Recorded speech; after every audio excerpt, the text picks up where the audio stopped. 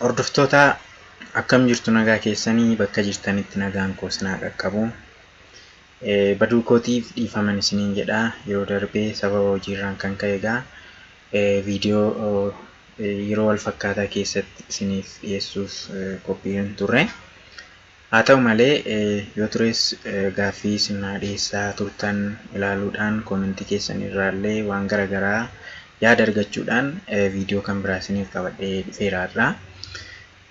Akkuma beekamu yeroo darbee akkamitti guuttoo qopheessuu akka dandeenyu, qormaatas akkamitti milkaa'uu akka dandeenyu konkolaachisummaa uummata tokko irratti lakkoofsa 8 fi lakkoofsa 1 wal wajjiniin ilaallee turre.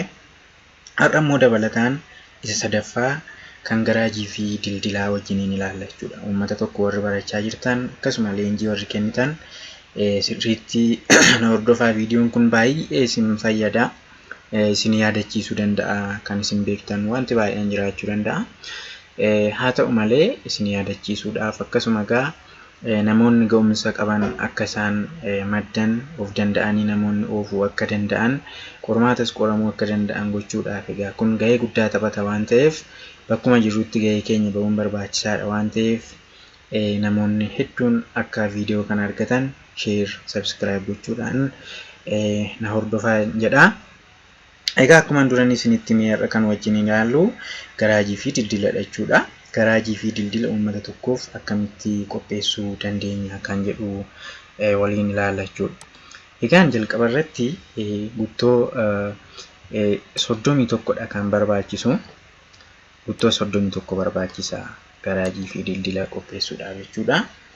Akkuma beekamu yeroo darbe isinitti meera biyya keenya keessatti shikaala muka barzaaf irraa hojjetame ta'uu danda'a.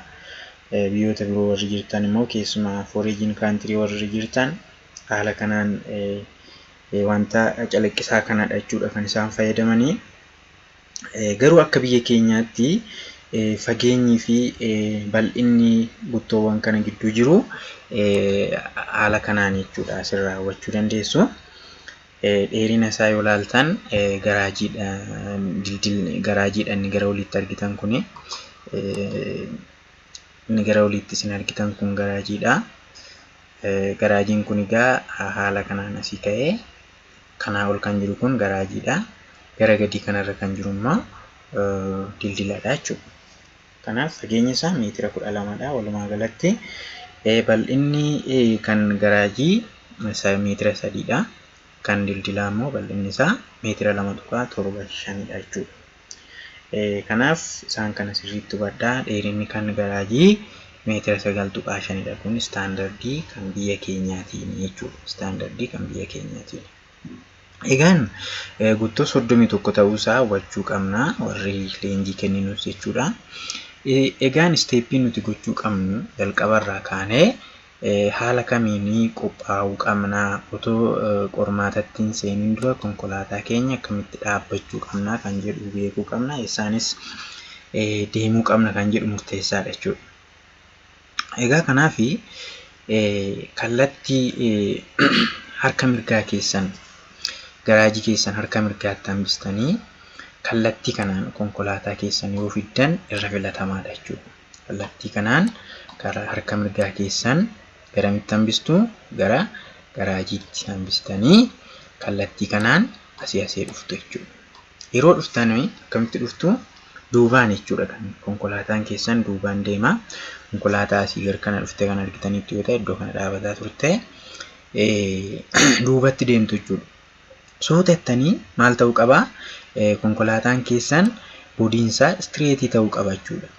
Istireetii daandii kanaaf yeroo iddoo kana dhaabattan istireetii ta'uu qaba jechuudha. Yookiin ol jallatee yookiin akkana jallatee dhaabachuu hin qabu. Istireetii erga godhattanii booddee duubaan fidaa deemtu jechuudha. Duubaan fidaa deemtanii gommaan keessan inni duubaa istireetii kanarra yookiin immoo qixa shikaala kanarra yeroo inni qaqqabe maal gootu?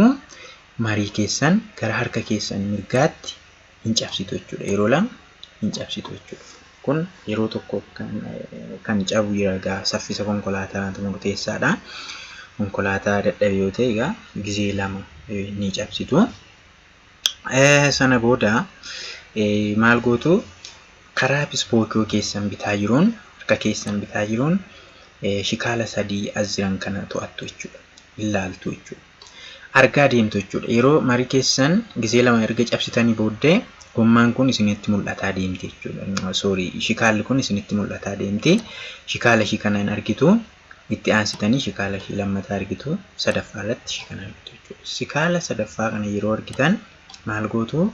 Daftanii marii keessan isa dura al lama cabsitan sana gara bitaatti deebistanii cabsitu jechuudha. Yeroo sana konkolaataan keessan egaa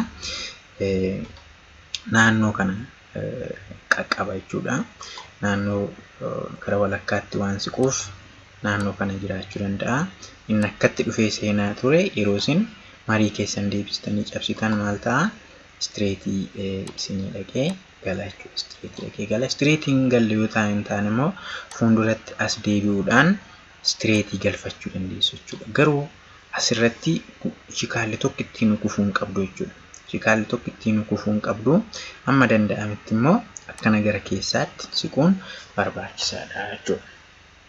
Egaan kun garaajiidha. Garaajii erga fixxanii booddee konkolaataa keessan kallattii kanaan naannessitanii deemuudhaan dhuftanii kallattii kanaan duubaan seentu jechuudha. Kun duubaan asiin cufaadha.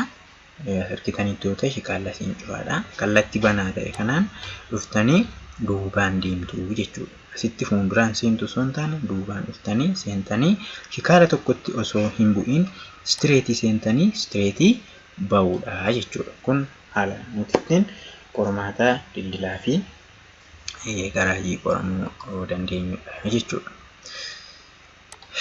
Egaan hordoftoota walumaa galatti kana fakkaata.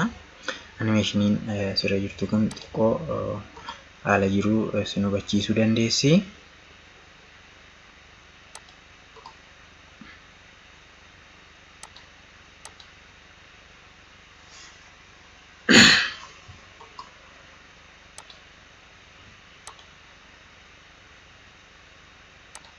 Animeeshinii kana sirriitti irra deebi'aati ilaalaa jechuudha. Akkamitti akka qopheessinu, akkamitti akka seennee baanu sirriitti hordofaa. Baay'ee waan ulfaatu miti, salphaadha. Yeroo qormaata qoramtaan inni guddaan konfidensii qabaachuu keessanidha. Sodaa tokko malee dura waa'ee isaa sirriitti erga hubattanii booddee waa tokko hin sodaatiin itti seentanii qoramuudha jechuudha. Karaa biraa immoo yeroo qormaata qoramtan kallattii kanaan konkolaataan seenee dhufee bakka kana ga'ee fuulduratti deebi'ee haala kanaan bahaa jechuudha. Sana adda godhee dhufee maal godha? Garaajii duubaan dildila duubaan seenee fuulduratti haala kanaan deebitanii baatu jechuudha. Animeeshinii irraa haala kanaan socho'uu dandeessu. Kanaaf firii ta'a, sodaatinaa, yaada alarraa dubbatamu hin dhaggeeffatina. Ofii keessanii konfidensii keessan uummadhaati. Qoramaan isiniin jechuu barbaada. Dabalataan baay'een isin galateeffadhaa. Bakka jirtanitti hundumti keessan gaaffii yaada yoo qabaattan koomentii naa barreessaa, subscribe, share gochuudhaan na bukkee dhaabadhaa. Kun dhaloota gargaara waan ta'eef namoonni lubbuu isaaniitiif, qabeenya isaaniitiif barumsa kana yoo hordofan waan guddaa baruu danda'u waan ta'eef subscribe, share gochuun na bukkee dhaabadhaa. Galatoomaa.